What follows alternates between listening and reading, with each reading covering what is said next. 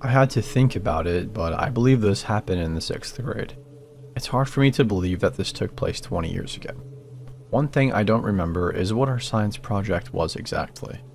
All I know is that I got partnered up with this kid in my class named Brian. He seemed like a chill kid at school. He was chubby, quiet, and kind of shy even. When I went to his house to work on our project for the first time, he was apparently much more comfortable and seemed to be very outgoing. He made jokes and laughed a lot more than usual. Kept saying stuff to his mom in Spanish, and then they would both laugh at me. But I never thought it was really that mean, and I would laugh along, even though I didn't know what they were saying. Usually right afterwards, he would tell me what they had supposedly said. At one point, we were in his room, and he asked me to go ask his mom for a line of paper. I told him I didn't speak Spanish and he should go ask her, but he said he would just tell me how to say it. I don't remember exactly, but he told me to say something like it. So I went and asked his mom. I knew something was off right away just by the way she looked at me, like I had said something crazy. She grabbed my hand and walked me to the bathroom like I was a special little boy. Once we were in the bathroom, she pointed at the toilet paper with that confused look still on her face as if to say, "Where the heck else would it be?" I was confused and could only speak to her in English while she spoke to me in Spanish, and we didn't understand each other. Soon we heard Brian having a hilarious laughing fit from the other room. Laughing so hard like he thought it was the funniest thing ever, but I was pretty sure it was only kind of funny. I wasn't worried though, and I laughed it off. Haha, you got me. Eventually, he became really excited to show me something. He told me he'd be right back, and then he ran out of his room. He was gone for a minute or so and then returned, telling me to follow him. He was so sure that I was going to love whatever he was about to show me, so I was excited too. Couldn't wait. We get outside and he goes to this little shed and pulls out a lawnmower. He tells me to follow him. He started the mower, began walking, and then gestured with his hand again for me to follow him. As we walked, we rounded a corner and there on the ground was a net full of frogs. There were maybe 20 or more frogs in there. I didn't have time to stop him. Right before it happened, we looked at each other. Him looking at me to make sure I was looking, and me looking at him in pure confusion. He pulled back on the mower, raising the blades, and then let the weight of the spinning blades fall down on the writhing pile of frogs. The mower bogged down just for a split second, and there was a sickening wet crunching sound, followed by chunks being spit everywhere as he raised the blades back up. He raised the blades and let them fall on the pile of frogs 4 or 5 times. All the while he was staring at my face and laughing maniacally at my horrified reaction. He released the bar and the mower went silent as he crumpled to the ground and began rolling around on the grass laughing. A couple of frogs escaped without getting blended. A few more frantically scattered away from the mower, missing limbs. I awkwardly laughed with him and played along like nothing bad had just happened. I never get disgusted to the point of throwing up, and it's hard to disgust me at all. But from that point I definitely knew there was something wrong with Brian. And until now, I've never told anyone. I wouldn't say that I was afraid. It was just that I didn't think it was a good idea to tell anybody what had happened. Not his mom and not my friends. Not my parents, not my brother or sister or best friend. I didn't tell anyone anything about it, and Brian never did anything like that again or mentioned it. It was the weirdest thing. They say it's the quiet ones you've got to watch out for. I haven't seen him since 6th grade ended, but sometimes I wonder just what kind of person he turned out to be.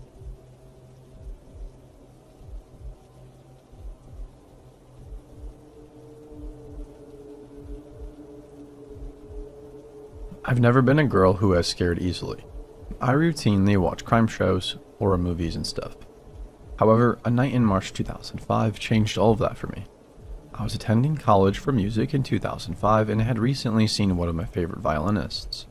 Inspired, I had asked a pianist friend to accompany me while I played a piece. Looking back, it wasn't smart on our part to go at night to the college's music practice rooms, which are nearly soundproof and separated from the rest of the building. I figured since it was across the street from the campus police headquarters, we would probably be okay. Was I ever wrong? My friend and I are in the practice room for about 15 minutes when she looks at me and says, "Don't freak out, but there's a guy with a mask behind you." Now, this is college. There are plenty of stupid people doing stupid stuff all of the time. When I turned around, I realized this was something much more sinister. There, crouched on the other side of the practice room's glass door, is a thin guy about 5'7", maybe 5'8". wearing a thin blonde curly wig, the Groucho Marx glasses / nose combo thing, a hideous shirt, just a personal judgment, and the creepiest smile ever. That's right, no pants or underwear, just his small penis out. When I turn around, he waves and enters this tiny practice room. My friend and I try to remain calm because we honestly don't know what to do. Then this guy tries to strike up small talk with us and mentions he heard me talking about my favorite violinist. Apparently, he's been standing outside the practice room the entire time. He knows our names, where I had gone that day, where our hometown is, my guy problems at the time, etc. As soon as possible, my friends and I booked it out of there. He was blocking the door most of the time, so we were really scared. As we are leaving, he says, "Let's do it again," with my name. Of course, we go to the campus police department immediately, and they think it's all pretty funny. The next day, I'm sitting in choir when the dean comes in and says, "Hey, a friend of your cousin stopped by today. He said he wanted to give you some CDs of my favorite violinist. He asked for the girl who played violin with your first name, so I assumed it was you." I tell him what happened, and he's furious because the campus security didn't do anything. That's when the stalking began. He soon was clever enough not to go by the music office again, but my dorm neighbors would tell me a guy was looking for me to give me some kind of gift. One time, a stack of CDs from various violinists was sitting in my assigned seat for choir. Another time, they were outside my door. All the while, the campus security is doing nothing. Some people even suggested that I should enjoy the attention. Things died down when I finally moved off campus and stopped altogether, when I moved away from the college town. Until 2 years ago when I moved back to the same town. The first week back, I received a direct message on Twitter saying, "Glad you're back. I've missed you. Let's get together and listen to insert violinist name here." I reported it to the police, who haven't caught the person to my knowledge. All they knew is the address came from somewhere other than my city. Part of me is still waiting for the knock on the door, or a present left at my work or home.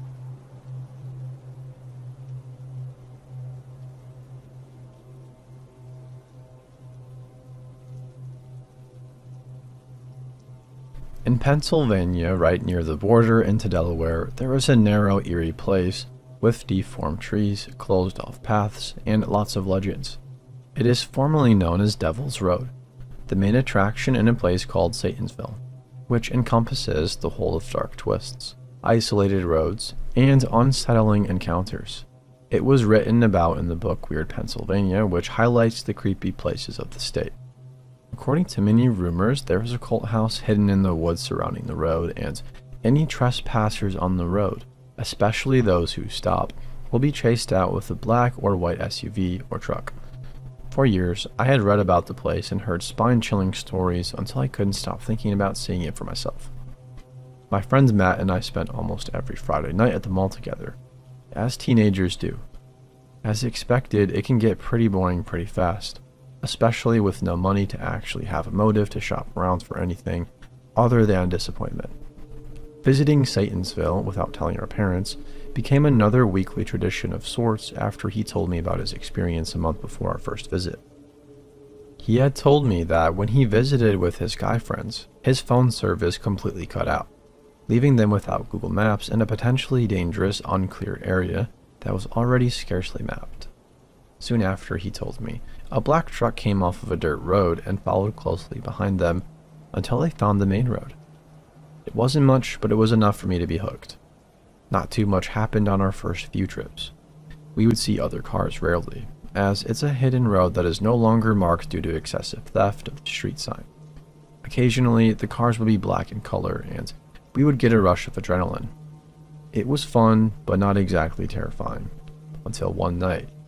We finished up at the mall around 6, and we left with enough time to circle around once or twice in daylight, and the remainder of the time in the dark. It was about a 40-minute drive to Satansville from the mall, and I was tingling with excitement. According to the legends, cars that visit frequently are more likely to have experiences at this place, and this would be our third time visiting in the last few weeks. Instead of Matt and I going alone this time, we brought our friend Lola, who was very outgoing and would likely have a sense of humor in a situation that we'd be too scared to continue in normally. We drove down the highway and finally made the first turn, leading to the seclusion.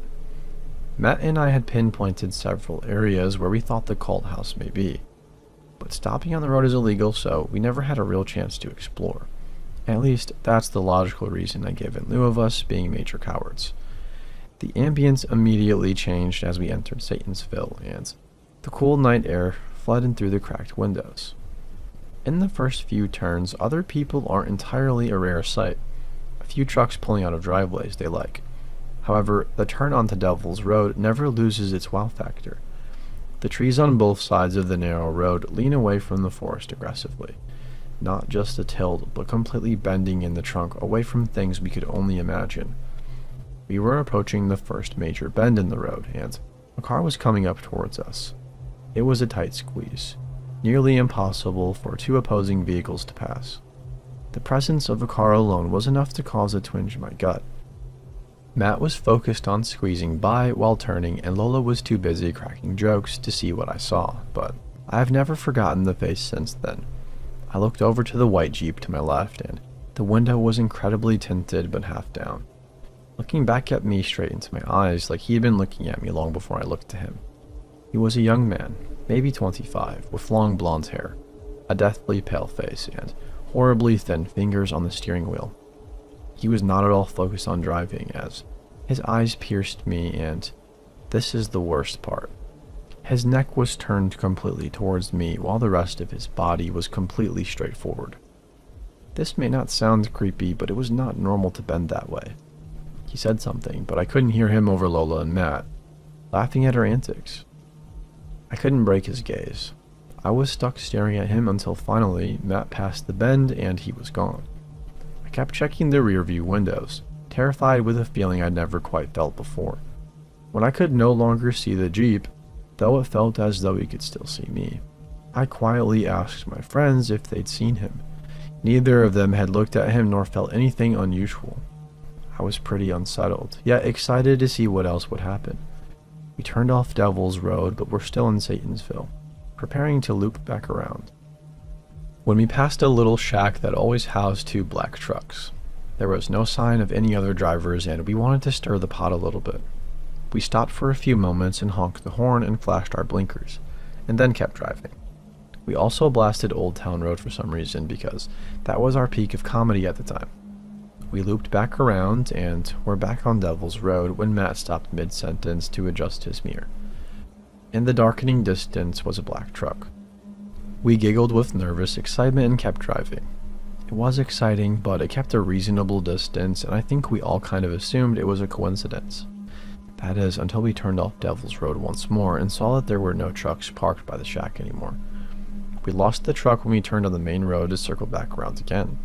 We circled around 2 more times, nervous but skeptical, and not much happened other than an ass-riding white SUV that kept blinking its headlights. Not going to lie, that freaked us out. And the return of one truck to the shack. This is where it gets really intense. On our 5th loop, we were all very tense. The aura had changed to heavy, and it was completely dark at this point. Things had started to feel more ominous. Probably from the slightly less passive actions taken towards us by whoever was there. We went down the bends, peering nervously into the woods. Some trees were marked with 666 and upside-down crosses. Marks of other, more ballsy teenagers, and there was a distant light in the woods. Courtesy of who knows what. As we turned off Devil's Road, but still in the heart of Satansville, headlights appeared behind us. It was impossible to tell what kind of car it was, as it was pitch black and we had just turned the first major bend. Moments later, the truck appeared behind us, speeding. We were going about 25 probably, and the truck must have floored it to catch up, and it drove uncomfortably close to us. I was the one to see it first. It was a black truck, windows tinted and driver unknown. We drove on for a minute, freaking out and turning completely behind us like creepy Jeep guy, but more normally. Soon, a second truck joined behind it at a fork in the road, and they revved their engines as if in communication. The truck sped up, nearly crashing into us, and we were forced to speed up. This continued through many intense twists and turns where our speed reached up to 70 at the maximum. They flashed their lights, kept speeding up and getting closer. At this point, we were losing our stuff. They were definitely either going to run us off the road or catch us and do who knows what to us. They had these weird red lights on the tops of their trucks, and the light was reflecting off every window in our tiny Honda. Just above a small hill, the main road was visible and relief flooded us. We panicked again, though, when we realized we would have to wait for traffic to slow before we could turn, and they would definitely catch us. With nothing else to do, we stopped and glanced behind us. The trucks were gone. We all expected a sudden ambush, but made the turn onto the highway and started home, talking about what the heck just happened. Came to the conclusion that the trucks had probably turned onto a dirt road, only visible to those who know it's there, and that they were chasing us away from their activities. Like the rumors say, what were they doing exactly? We have no idea, and we have no intention of finding out, as we hadn't been back since, and I still can't get the face and presence of the man in the Jeep out my head, and this was over a year ago now.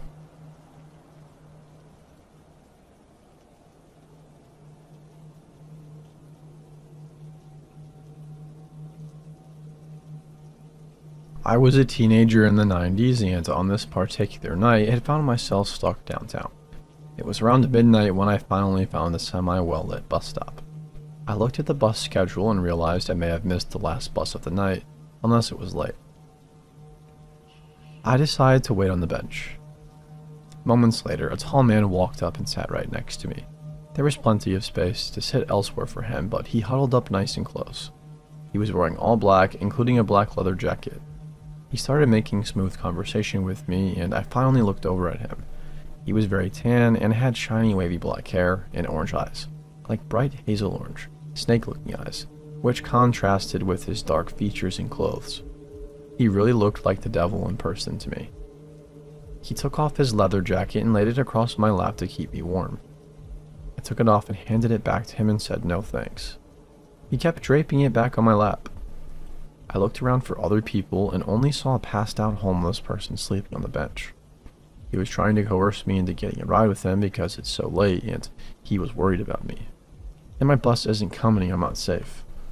I said, no thanks, my bus should be here any minute. In my mind, I didn't know if the bus would be here at all. The streets were dead and dark, and I was scared to leave the only spot that was well lit. After what seemed like an eternity, my bus finally came. It was the most beautiful bus I'd ever seen. I quickly got up and said, my bus is here.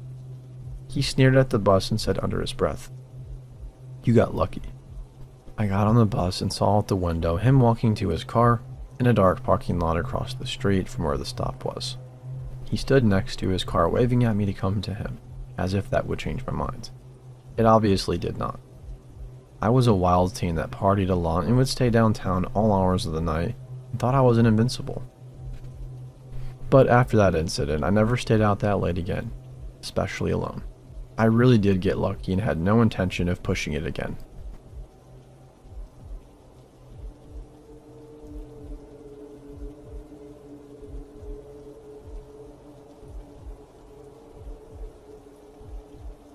I went to school in New Orleans from 2010 to 2012, and I encountered the scariest man I've ever known while attending. My friend from high school and I both lived there at the time. We met up to smoke a small joint on the outskirts of a nearby park. She was struggling heavily with money, for both tuition and everything else, and I was smoking her out for a pick-me-up. While smoking, a man emerged from a white house across the street from the park, one of the nice Garden District homes. He carried his bike over his shoulder and was headed straight for us. We quickly put out our joint when we saw his eyes locked on us, and we initiated friendly conversation. He introduced himself as Ty. He was tan with piercing blue eyes, probably in his late 30s, and seemed pretty athletic. We asked if the nice house was his, and he said he was staying with his friends. He ran back and retrieved 2 beers for us, both unopened, so we accepted. This was a poor choice, but he was insistent. We were already pretty high, and we were a little afraid that he would screw us over if we said no.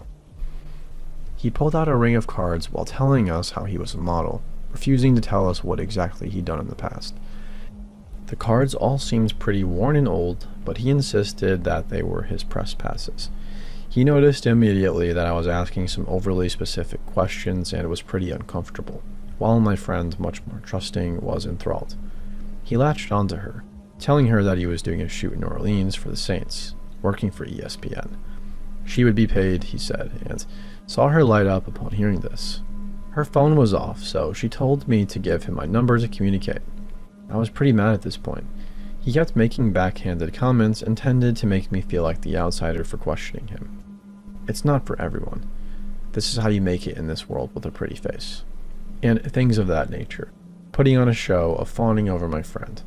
Sociopaths tend to single people out like that, I learned. I soon heard from him on a daily basis. He would ask how his little lady was doing, my friend. Ask for her Facebook and ask for her class schedule, and I told him that I doubted she would be okay with that. She would have been, but she was playing a dangerous game, so I tried to intercept his advances. He found me on Facebook soon enough, though my information was not linked to my number, and I was receiving messages constantly asking for my friend. I thought that if I blocked him, he would continue to hunt me down in crazier ways, or tell somebody about the weed. Young and stupid. So I allowed the barrage of messages. I refused to help him and made my friends aware that he was starting to scare me. I was leaving town with my friend a few months later for Christmas, and told him the week before we actually left that we were both gone indefinitely, as his messages got more and more aggressive as time went on. He freaked out, but it seemed like he would leave me alone in the end. However, every time I went to the park, which was daily in my last week because I was smoking a ton of pot after finals, just keeping it real here, I would see him on his bike, circling the track around the park. I didn't think much of it, nor did I think he could see me because I was with a group and away from the track, and he never acknowledged anyone being there. The day before we actually left, I received several blurry images of the original friend and me lying in the grass on the different days we came together, which wasn't every time I was there. It was obvious that we were smoking pot, so again, young and foolish, we didn't go to the cops. When I got back to my dorm on the same day, placed on the sidewalk by the back entrance I always used, which was rarely trafficked, was an ESPN press pass with the name Tyler Durden, piercing blue eyes staring up at me. It was like it had been laid right in the center of the walkway. That was probably the most frightening moment of my life, and I packed up and stayed with friends until my flight out. I received phone calls from numbers I didn't have throughout Christmas, making my life miserable. Every sound in my house I feared would be him, finding me at the address with my name attached to it. He was livid, texting in all caps from various numbers that I was a little liar, that I was just a stoner and I was never model material and I was jealous of my smoking friends, implying that he knew of more than just one of my friends. That liars get raped and he would destroy my pothead life. And he'd go into really weirdly worded babbling rants that scared the ever-loving shit out of me. I was scared to tell anyone in my life.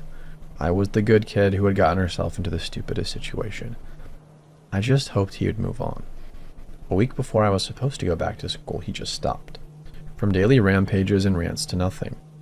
I was so relieved until in February I checked my email to find a crime alert warning students of a serial rapist going by Tyler Durden, who lured women to his home, gave them alcohol and assaulted them. His real name is Dean Kelly. A has-been model from an Aerosmith video, baiting, stalking, and assaulting underage girls at schools in Chicago, Texas, and New Orleans. He keeps making it out of jail on bail and contacting his victims, pretending to be other victims who want to talk. Thankfully, I'm not one of them. Screw this guy. I still live in fear years later.